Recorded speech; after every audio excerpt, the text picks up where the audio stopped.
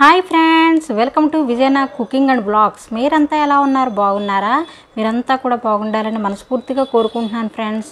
ఈరోజు ఉదయం సోమవారం నాడు స్వామివారికి పూజ అయితే చేసుకున్నానండి. వినాయకుడిని కూడా దీపం వెలిగించుకుంటూ ఉంటాను నేను. అలాగే పార్వతీ పరమేశ్వరులకి, వెంకయ్య స్వామికి, అవధూత స్వరూపులు వెంకయ్య స్వామికి పూజ అనేది కంపల్సరీ ప్రతిరోజు చేస్తూ ఉంటాను, ఉదయం సాయంత్రం అనేది.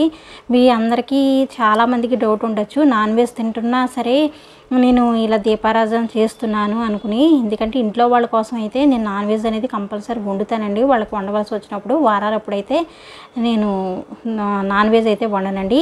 కాకపోతే ఉదయం సాయంత్రం అనేది దీపారాధన అనేది కంపల్సరీ చేస్తూ ఉంటాను.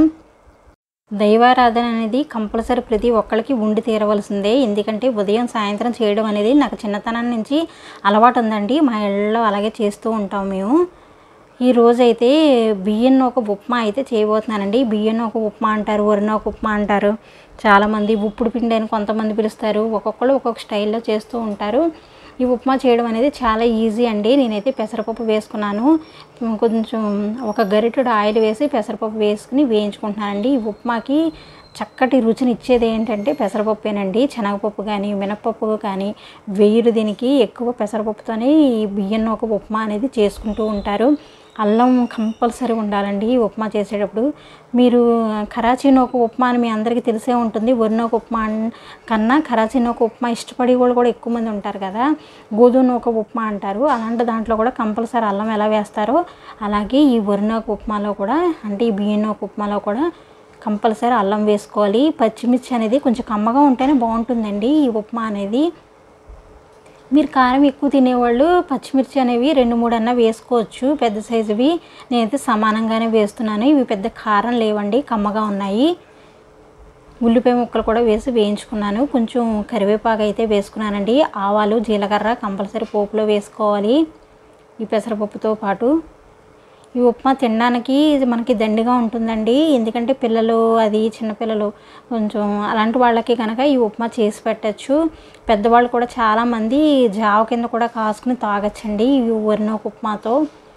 చాలా టేస్ట్గా అయితే ఉంటుంది. పూర్వకాలం రోజుల్లో అయితే ఈ వరినొక ఉప్మాను జావ కింద కాసుకొని ఆవకాయ పచ్చడి కానీ లేదా మాగాయ పచ్చడి కానీ అది నంచుకుని జావను తాగేవారని మా పెద్దవాళ్ళు చెప్తూ ఉంటారు.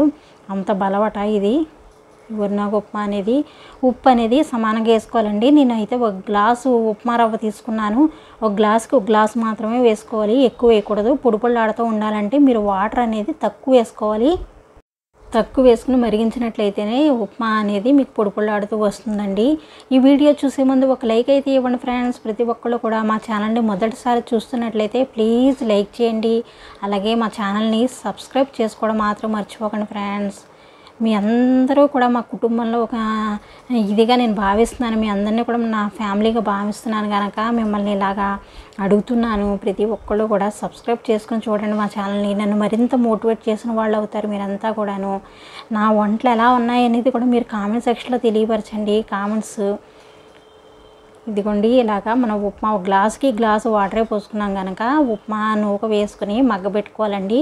మీకు ఇంకా పొడిపొళ్ళాడుతూ ఉండాలంటే ఇంకో కొంచెం వాటర్ తగ్గించి వేసుకోవచ్చు. మేమైతే బాగా పొడిపొళ్ళాడుతూ తిన్నాం. ఎందుకంటే ఈ ఉప్మా చల్లారిన తర్వాత మరింత పొడిపొళ్ళాడుతూ ఉంటుందండి. అందువల్ల వాటర్ అనేది గ్లాసు పోసుకుంటే సరిపోతుంది. చాలా టేస్ట్గా అయితే ఉంటుందండి. వారాలప్పుడు ఎప్పుడైనా సరే ఇలా చేసుకోవచ్చు. చాలా రుచికరమైన రెసిపీ అని చెప్పచ్చండి.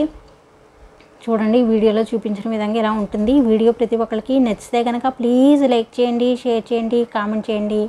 అలాగే విజయనా కుకింగ్ అండ్ బ్లాగ్స్ అనే ఛానల్ని సబ్స్క్రైబ్ చేసుకోవడం మాత్రం మర్చిపోకండి friends. Thank you for watching. Thank you అండి.